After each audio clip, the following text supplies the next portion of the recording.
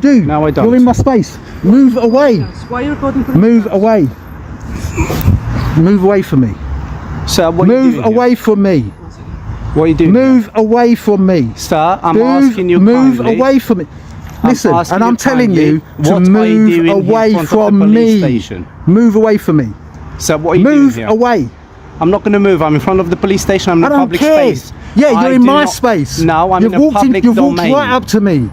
You've walked I'm right. asking you. Yeah. How I'm would you like asking if you- I walked right up into your face? You can walk. From the very first moment, the officer abandons professionalism and turns to intimidation. He ignores the auditor's right to remain silent, visibly bristles, and steps uninvited into personal space. When asked to step back, he refuses, forcing the auditor to create distance.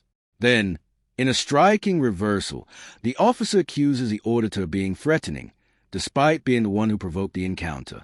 This tactic, instigating conflict and then rewriting the story, is a clear abuse of authority, crossing the line from enforcement into outright misconduct and falling far below the standard expected of professional policing. Sir, what are you doing here? Why are you recording police cars leaving the station? Are you planning something? Tell me what it says. Tell me, who are you? Who are you? Move away from me. Why are you because you're pushing too me? close. You're in my space. Now Stop move recording, away. sir. I will tell you one more time. Move away from It me. sounds like you're being threatened. Move sir. away. You, section 5. That's what you're doing. You are threatening, alarming and distressing me. So go away. What are you doing? Do you sir? understand? Do you I understand? From the very first exchange, the officer abandons courtesy and takes an aggressive stance. He ignores the auditor's right to remain silent, stepping into personal space without cause. Even when asked to move back, he refuses, forcing the auditor to create distance. Then comes a sharp role reversal. The officer claims he feels threatened, an obvious attempt to justify his own escalation. While the auditor calmly explains his legal right to film in public, the officer insists he is also standing in public.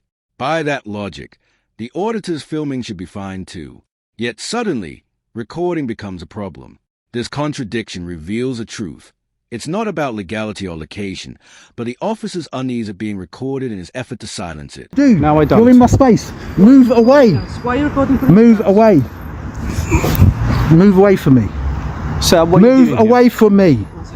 What are you doing? Move away from me. Sir, I'm Move, asking you move kindly. away from me. Listen, asking and I'm you telling kindly, you to what are you move doing in away front of the from police me. station? Move away from me. Sir, what are you Move doing here? away. I'm not going to move. I'm in front of the police station. I'm in I a don't public care. space. Yeah, I you're in do my not- space. No, I'm You've in a walked public You've domain. walked right up to me. You've walked I'm right. asking you. Yeah. How I'm would you like asking if you- I walked right up into your face? You can walk. Under Section 2 of the Police and Criminal Evidence Act 1984, any officer using stop powers must provide their name, station, and, if out of uniform, show a warrant card. These rules exist to ensure transparency and maintain public trust. In this instance, the officer claimed he had already shown his ID, but it wasn't clearly visible.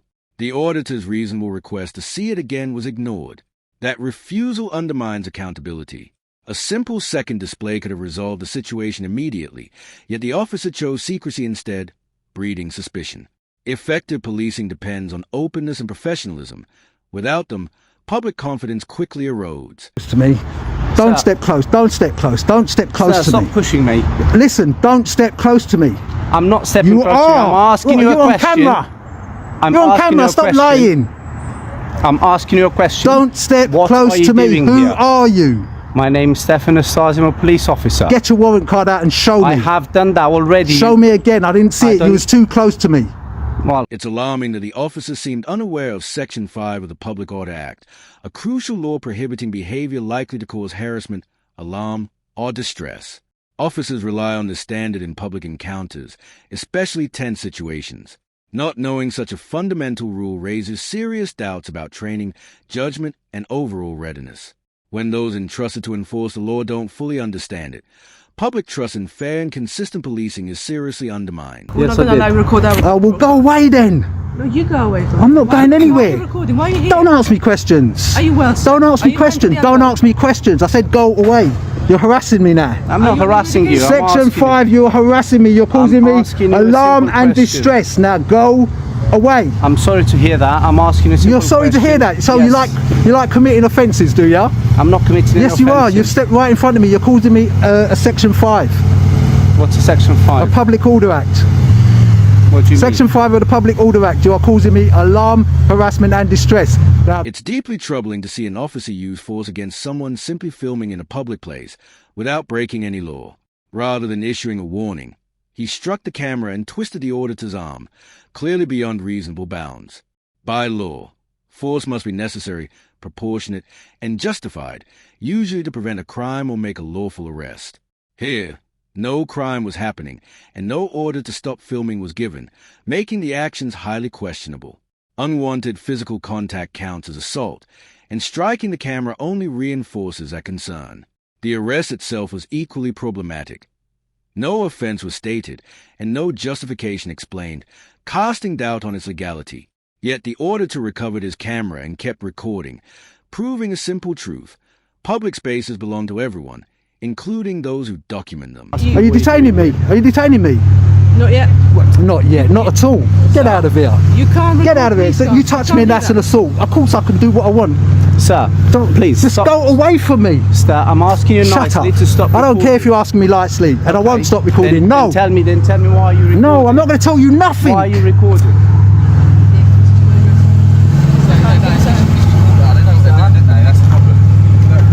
Stop recording. Hey, that's an assault. That's assault. Under arrest for what? I don't know what's happened. Okay. So my name is Sergeant Robertson. Yep. I'm currently the section sergeant responsible for the emergency response team at this current time. Okay. I was aware that you wished to make a complaint. You've been asked to wait inside the front office until one of the public access officers could speak to you and arrange whatever you needed to be done and dealt with. And if you needed to speak to Sergeant, for that to be done. Okay. I understand something since has happened. I don't really know what. I'm trying to ascertain what has happened. Okay. Okay, but I can see the officers that were initially involved from CID are no longer here. Okay. So I need to find out. Then the sergeant reveals a crucial detail. These were plainclothes detectives, not uniformed officers. While trained to handle serious cases like fraud, drugs, and violent crime, their powers are no greater than any other officer, and the same legal limits still apply. They remain bound by PACE, the Police Code of Ethics, and strict rules on the use of force. Their swift departure after detaining and using force against the auditor raises red flags, suggesting they knew their actions could not withstand scrutiny. What should have been lawful policing instead becomes a clear abuse of authority. Over time, I will try to find someone to come and promptly deal with your complaint, as I believe it is. No, and that's a manage that. separate complaint. Okay. I want them to. No, I need them to be charged. So if you wish for them to be a further complaint to be made, that can be done and dealt with. But I need the time to identify who they were and what's happened. Okay, so let I've me literally just come down to find out. So let me just say this, Sergeant. I've just been stood there Yeah. with my hands behind my back. Okay. Yeah. Technically under arrest. Okay. Yeah. As in, have you been told you are under arrest? I'm sure that's what the woman said. Yeah. Which woman, sorry? The one that assaulted me. CID? Or I don't know uniform? where she is. She was in. She was Plainclothes? playing. The moment an officer declares someone under arrest, the law is clear. PACE Section 28 requires them to immediately give a reason, and Section 24 demands the arrest be necessary and proportionate. Safeguards meant to prevent misuse of power. Here, the auditor was struck, told he was under arrest, and then left without explanation or formal procedure. With no proper grounds or process followed, this detention amounts to false imprisonment. Simply put, there was no lawful basis to hold him.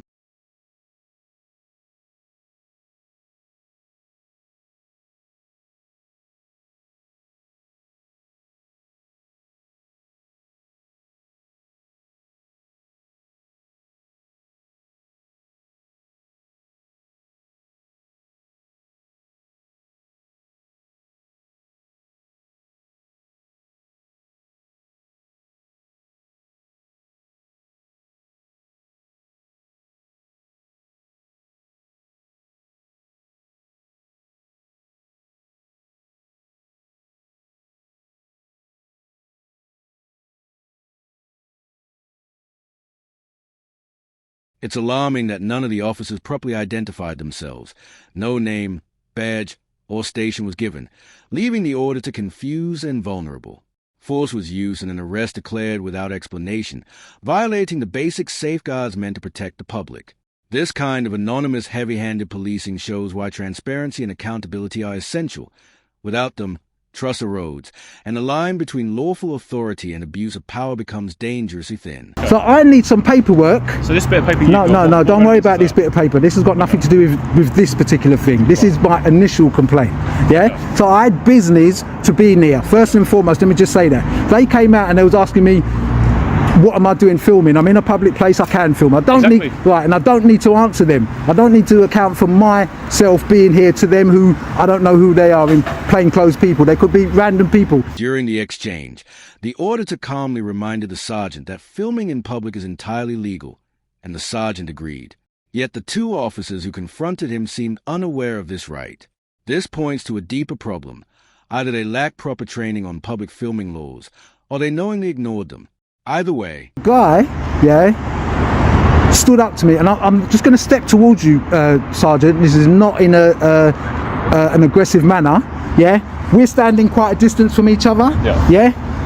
This guy kept on standing up to me this close, and it's on my film, and if not closer. Yeah, we're the same. So you felt it provocative? No, he caused me to be alarmed, harassed and distressed. Not only did he cause that, I told him, yeah, that is what he's... To make the situation tangible, the auditor stepped forward and recreated the officer's face-to-face intrusion. Almost immediately, the sergeant flinched. No badge, no uniform, just the same unwelcome closeness. The simple act showed just how intimidating repeated invasions of personal space can feel. It highlighted the imbalance of power and the stress such behavior can impose on anyone being confronted in that way. If a senior officer react that way in seconds, consider the repeated impact on the auditor. He even voiced that the behavior was causing alarm, harassment, and distress. But the officer pressed on, continuing the intimidation. Be on my recording. Are you happy to provide that, for that to be reviewed? Only if they're getting charged. Well, a sergeant would need to review that prior to... We can't just charge someone without evidence. As I'm sure you can understand. All right. That would be... I'll provide it via Axon. Yeah, that's fine. Yeah, you can send you an Axon. Send me an Axon. That can be reviewed and a decision can be made if there was any unlawful use of force or anything that needs to be dealt with. Yeah.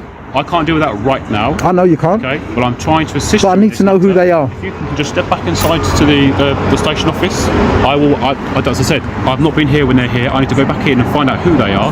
That's a reasonable thing if you can understand. And then I'll come down and make sure that you provided those details and that a sergeant comes down. And some paperwork. Yeah, if you require paperwork, you'll be provided with it. Yeah, I need paperwork. Even if it's as basic as who those officers details. Well, I need a cab number at least, because the cab would have been... won't be created on this circumstance because Why not? It's not a call to police. It's something that's happened in the front office, so we don't need a cab number. It can be managed. This situation raises serious concerns. Anytime force is applied, an arrest occurs, or misconduct is involved, official guidelines mandate a CAD, computer-aided dispatch, entry. The College of Policing's incident recording rules make it clear that these events must be logged accurately and promptly.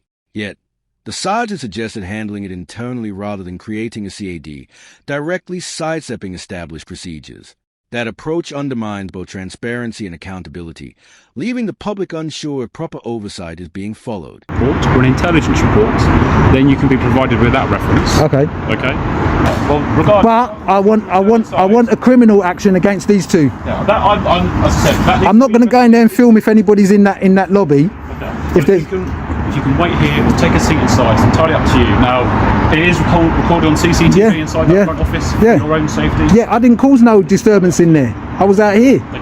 Well, I'll have a look see if there's anyone inside for you to touch it. Right, there's no one in here at the time. Okay, cool. So if you're happy to come in, take a seat. So this is the foyer inside. Wow. What kind of nonsense just happened? From the moment the off-duty C detectives confronted the auditor, their actions lacked any legal justification. Rather than respecting his right to film in public, they closed in invading his personal space. When he refused to answer unnecessary questions, one detective grabbed his camera and twisted his arm. Without giving any lawful reason, they slapped on handcuffs and declared him under arrest. Worse, none of the officers identified themselves with name, station, or badge, as required under Pay Section 2. After roughing him up, they quietly left, leaving no record or explanation. Without that footage, this blatant breach might have gone completely unnoticed. Now that it's documented, the pressing question remains, will these detectives face true accountability, or will this join the long list of overlooked police misconduct? Thanks for watching. Subscribe for more videos.